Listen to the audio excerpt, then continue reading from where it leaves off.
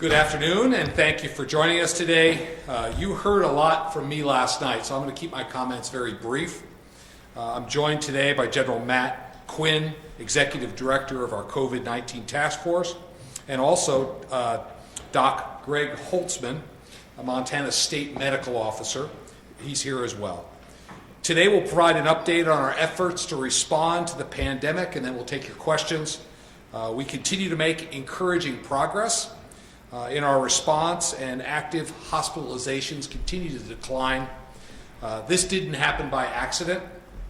It's a product of Montanans continuing to take common sense precautions to protect their health and the health of their loved ones and neighbors. It's a product of our small businesses following industry best practices and public health guidance to keep their employees and their customers safe. And it's a product of the hard work of our frontline healthcare workers who are protecting the most vulnerable among us.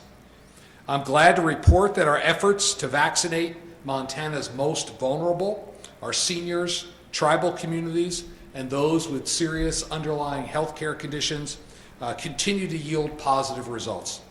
Today we are approaching a milestone with nearly 100,000 vaccines administered here in the state, and nearly 25,000 Montanans who have been fully immunized. In fact, Montana ranks 7th in the nation in getting shots in the arms of citizens. That's great news, considering we are a larger state than all the states ahead of us in terms of geography. We are working hard to reach all of Montana with this life-saving vaccine. We're making progress, but we need a greater supply of vaccine from the federal government. We've achieved great efficiencies in getting vaccines administered. We're doing a terrific job, as the CDC data show, but we're not being rewarded with an appropriate dose allocation from the federal government. Montana is receiving one of the lowest weekly allotments of vaccines per capita. In fact, according to the CDC data, we rank 45th out of 50 states in terms of number of vaccines per capita the federal government is sending to us. This needs to change. Yesterday, I sent a letter to President Biden encouraging him to ramp up production and to send us more doses as soon as possible. We need them.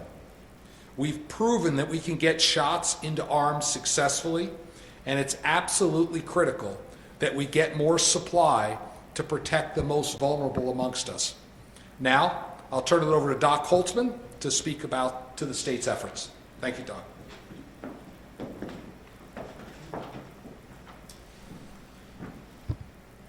Thank you, Governor. We all are very tired of this pandemic. It was just over a year ago, in January 21st, that we had heard about the first COVID within the United States. And it was in March that we started to have the first virus recognized here in Montana. It has been a long haul that has affected every one of us in many different ways. That's why on December 14th, when we had the first vaccines delivered to Montana, that was an inspiring day. We could now see the light at the end of the tunnel. The vaccine is how we are getting out of this pandemic. We share with Governor GIanforte's hopes with vaccines now getting into the arms, but we are also not stopping or relaxing until we have enough vaccines to get everyone who can be vaccinated.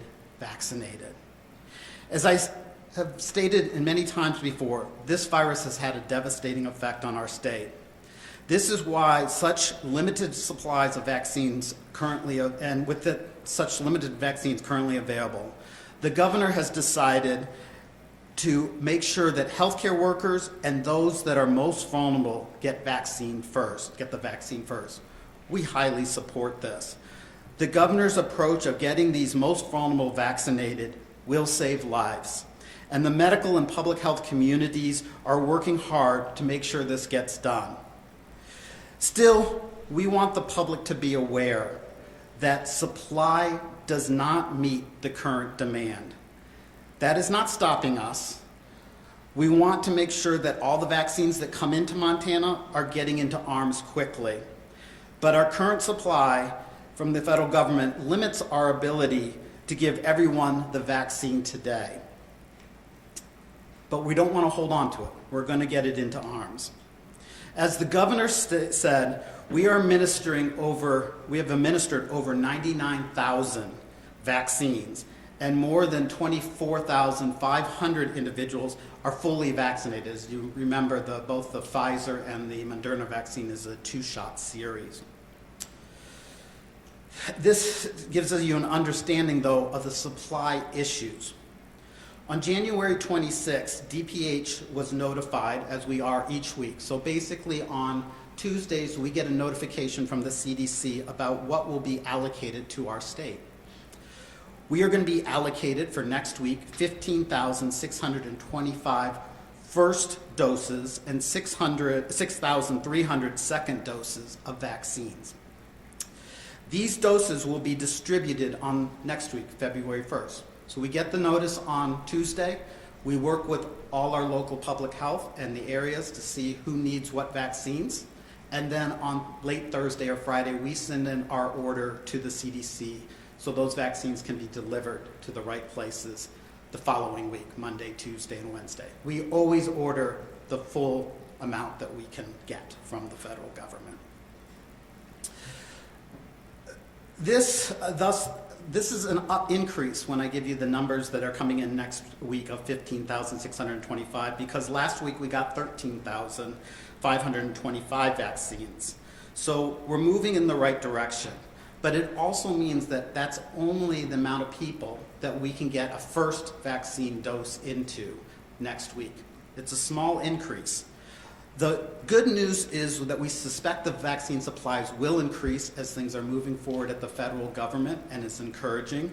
And we also know that just this week, Johnson & Johnson, which is another vaccine company, has released their data to the FDA, and we're hoping that that will get approval and an EUA, which will add another vaccine to our stash of vaccines that we can give. And this vaccine is exciting because it's a one-shot vaccine.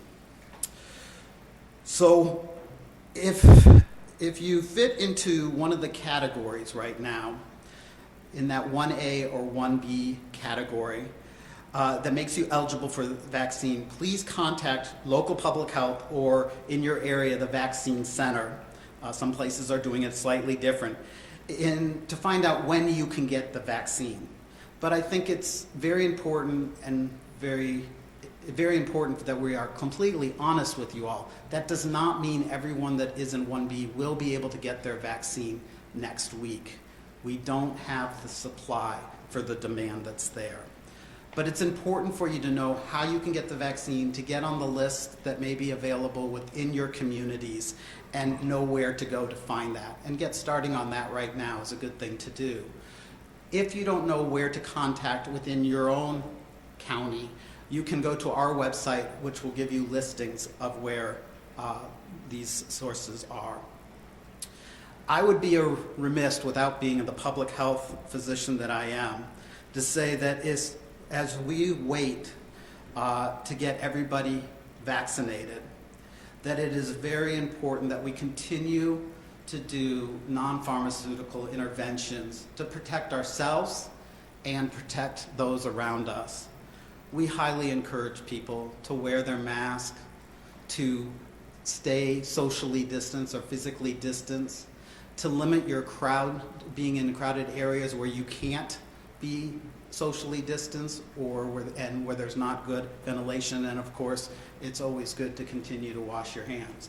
One of the positive effects on all this is we have not really seen flu this year, which is amazing. So in Montana, as the governor so well stated, our case numbers have come down drastically from the peaks that we saw in November.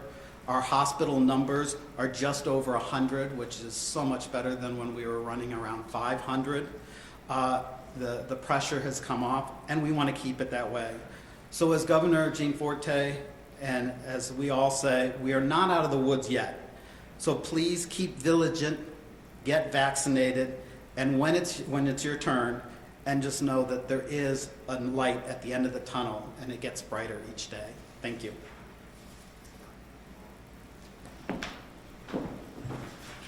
Thank you, Doc Holtzman. I'll turn it over now to General Quinn to address the vaccine acquisition and distribution process. General Quinn. Thanks, Governor.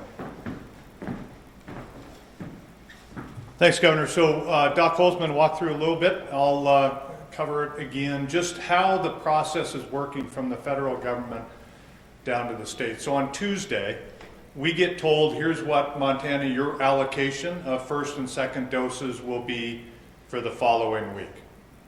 We go into that then with the expectation that those will be delivered that following week. We work between Tuesday and Friday with local public health and the hospitals to allocate those resources, and that'll be broken out between Pfizer and Moderna. You all will remember Pfizer comes in 975 to a packet. Moderna is broken down a little bit more into 100. By Friday, we have to submit then to the federal government. Here's where those allocations will go. Montana, as Governor GIanforte has mentioned, every week that we get the allocation, Montana has maxed out the allocation that the federal government is saying that we can order. That's not true of all states, but certainly Montana is taking advantage of that order. So Friday, we submit to the federal government. Here's where we want all of those vaccines to go, both the Pfizer and the Moderna shipments. Those start showing up the following week. Some arriving as late as Thursday of the following week. So we take a look on Monday at what we had received, and that's what the hospitals, the frontline medical workers, the local public health could administer at that time. You know, as Governor GIanforte said, we are doing very well. Almost 100,000 shots in the arms of Montanans. Again, we're 7th in the nation in terms of getting shots in arms for the vaccines that we've received. We could use more. We're hearing from the counties out there, they could use more, and so we continue to push the federal government to get more vaccines into Montana so we can take care of the most vulnerable. Thanks, Governor. Thank you, General. And now we'll open it up for questions. Holly, would you like to go first? Yeah, I'm wondering if you could talk a little bit about, or maybe someone else could speak to this, but how the federal government determines what states are eligible to get, if it's based on population, how well the state's distributing it, and then if there's a number, sort of a maximum dose that you think Montana can distribute in 1 week, like what would the most coming into the state per week you'd like to see? I'll address the second part of that, and then I'll turn it over to General Quinn or Doc Holtzman. We did poll hospitals, public health officials. They could accept at least double what we're currently getting and be effective in the distribution. Do you want to talk about allocations? Holly, for allocation, I wish I had an answer for you. You know, we looked at the chart as to per 100,000 how many doses are coming into Montana. Again, we were 45th out of 50 on that list. So we're not sure how the federal government is coming up with the allocation per state. As Governor GIanforte mentioned, he sent a letter to the president asking to increase our allocation. Hopefully that will have some effect. But it's right now some art that we aren't able to read into as to why we're getting what we're getting. And just to put a number on it, I've been so proud of the work that General Quinn and the entire team has gone. This week, based on the reporting, 87% of the doses we've received in the state are in people's arms. So there is very little lag. We're getting this out and people are getting vaccinated. Can we take a question online? If you have a question for Governor GIanforte and are dialing in, please dial 5-star. Question. Okay, another question. Zach?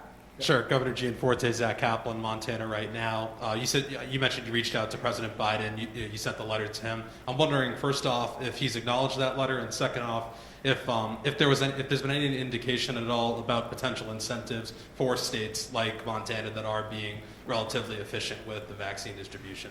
We have not heard back yet. As Doc Holtzman mentioned, next week we'll get an increase of about 2,000 doses, but that falls woefully short of what we could actually use. And then a follow-up for Dr. Holtzman. I'm just wondering about the Johnson & Johnson vaccine a little bit. I'm wondering if you've heard at all regarding the efficacy of the vaccine and just how important it will be as far as getting people vaccinated in the state, the fact that it's a single dose rather than, the 2 doses a month apart. Yeah, it's a really good question. I don't have a specific answer for you. I have not read the literature out on it. I've seen what's been in the lay press as far as an efficacy on this through the studies. But I think the bottom line is all these vaccines that we're seeing will be beneficial and helpful, and it's important that people get vaccinated. The idea of having a 1 shot versus 2 shots is, with all the series that we have for serials on vaccines, the more you add into it, the more challenging it is to get people back and get them back at the right time. So this is another wonderful thing to add to our toolbox. So I'm very excited that it's here, and whichever vaccine is there ready for me, the time that I'm ready, that I'm available and in my group, I will go right in there and get vaccinated. Okay, we'll take a question online. Hi, Governor. This is Catherine Houghton with Kaiser Health News. I know that Billings Clinic is now testing for potential COVID variants. I'm wondering if the state has an idea of how many other locations have that capacity, and also whether that's something kind of on the state's radar for its lab, that form of surveillance. Thank you, Catherine. I'm going to ask Doc Holtzman to address that, if you would. I can't give you the specific numbers offhand, but if you want that, we can look those up. But we do send a certain small number of viruses that we get to the CDC to do some of their surveillance on. And then if we have an unusual type of case, those are also ones that we'd want to think about getting to the CDC to evaluate. So somebody that we might know is possibly a reinfection, or somebody who actually gets the virus after they've been vaccinated. These are important things that we'd want to send along to continue that surveillance of looking out in the area and seeing if different vaccine variants have come to Montana yet. Okay, take another. Yeah, Jackie. Governor Jackie Kaufman from Montana PBS. So I'd like to ask any of you about some of the numbers. You said 100,000 doses administered, 25,000 people vaccinated with both in the series. Does that include vaccines given by IHS or the VA? Is that a total number of Montanans, or just vaccines administered by the state? Yeah, General Quinn really pulls the dashboard together, so I'd like to have him address that, if you would. So those numbers that were provided exclude the federal partners that are out there, and I would remind you that the federal partners include the VA system here in Montana, as well as Indian Health. But the numbers we got from Indian Health this week were 5,234 first doses, and then 1,258 second doses, and they've received about 9,000 doses into the state. IHS is doing a very good job of vaccinating our Native American population. And a follow-up question quickly on that. As we're 7th in the nation for administering vaccines, is that kind of a median number for across the state? Are there certain parts of our state or communities that are behind or struggling more in administering vaccines? I certainly wouldn't say they're struggling more. If you recall, 1A included our frontline medical workers, and so we have communities with a much larger number of frontline medical communities, so they may show a little bit higher in terms of total number of vaccines. But as we look at a tray of 975 and we look at a tray of 100, how to allocate those things out. And if you recall, as we started, the Pfizer is kind of a touchy one to get out there. It required ultra cold storage, right? And so we have to try to allocate that amongst the communities, and we have a team over there worked very hard to allocate. So really would not say any community is struggling. All communities would like more. We're struggling maybe trying to get them the vaccines that they're looking for. Thank you. Thank you. And Jackie, I would just point you to the updated dashboard that the state, we are providing complete transparency here. You can look at that chart and see how many people per 1,000 have been vaccinated in each county in the state. And the color coding will show you where it's more dense and less dense, but as the general mentioned, sometimes it has to do with how many healthcare workers are in that community. They'll start to even out as we can get more vaccine into the field. So we'll go online. Hi, Governor. This is Caitlin from Yellowstone Public Radio. I don't know if this question is better for you or General Quinn, but I'm wondering if there's any indication if not getting the same rate of vaccine per capita has anything to do with us also being seventh most effective at getting the vaccine out, or if that seems to be maybe more something related to population, like we have less public transportation than other states. Is there any idea of what might be causing that? Are other states behind us getting more vaccine as a result to get those healthcare workers vaccinated? Personally, I think good behavior should be rewarded, not penalized, but I'll let General Quinn address that. Yeah, again, there's no clear reason as to where Montana is falling in terms of the vaccine allocation. I think North Dakota is right above us in terms of the allocation, and if you look at two states that have kind of had a different response to the COVID-19, Montana and North Dakota. So we really don't have a clue. There was some talk initially that maybe your rate of vaccinations, getting shots in arms, how little vaccines are sitting on the shelves might weigh into it. But the later word that we heard on that is that they aren't going to do that, but it will be population-based. And again, it doesn't appear to us that it's population-based or a per 100,000 population, so we're still trying to work through that. And we will just continue to push CDC to get a fair share for Montana. Yes. Eric Dietrich, the Montana Free Press. I think this is probably for General Quinn, but is the dashboard, does that include the IHS and other federal agency numbers, VA, state? No, sir. It does not. Yeah, that's a separate channel, so that's in addition to what's shown on the dashboard. We'll go online for a question.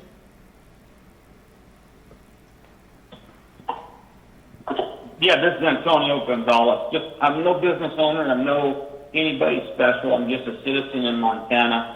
But I've been hearing a lot of different things about this COVID. And I got a question. This is a straightforward question. Is a lot of us are tired of this pandemic. So you guys also are. But have you guys looked at the mental, physical, economic, and the health guidance the representatives? I think they have too much power. And they're telling us people here that have a problem with this, we feel like the power is being overreached to the public. And you said that less government is better, but there's still government involved in all this. And, we the people need to get our freedoms back and freedom of choice to wear one or not. So why is it we continue to have to be told what to do and be treated like children? Well, thank you for the question. I mean, I think it's important that we all pull together as neighbors to get through this. And I've taken steps since I've been in office to simplify the regulations, peel back what we thought were arbitrary restrictions on business in terms of hours of operation. And I've made very clear, no one wants to get rid of these masks more than I do. And I've made that path very clear. We need to get the vaccine out to the most vulnerable, and we need legislation that will protect small business. I'm pleased that that's moved through the Senate. It's currently being considered in the House. I look forward to signing into law and taking my mask off and throwing it in the trash can and going about life in a safe manner. So thanks for the question. Holly, you have a question? Yeah, I'm wondering on the lifting of the mask mandate. I know you said that within the group 1B you want to see that group vaccinated. I'm wondering, just understanding that not everyone eligible will want to or get the vaccine in that group. How do you sort of tell when we've hit that threshold? Is there a number, and are you looking to counties to let you know that they've kind of moved through that group? Just trying to get a better understanding of how you know we're at that point where it's met what you want to see to lift the mandate. Yeah, there's a number of factors that go into that, Holly. We'll do it in consultation with medical experts, talking with our other advisors. I'm encouraged that, as Doc Holtzman mentioned, hospitalizations continue to come down. We have relaxed the business capacity and hours of operation. We want to make sure that doesn't set us back. We need the lawsuit protection. We need to make sure the most vulnerable are vaccinated. I'm encouraged that this week, virtually all long-term care facilities and nursing homes will have had at least one vaccination clinic, with the second one scheduled. So the vaccine is getting to the most vulnerable. As we've said clearly here today, though, we need more. We have the distribution to get it out, and those factors will all go into making that final decision. One follow-up on that might be best for Dr. Holtzman, but wondering in terms of the declining hospitalizations, what he's seeing in there that he attributes that to. Is it kind of what he's noticing?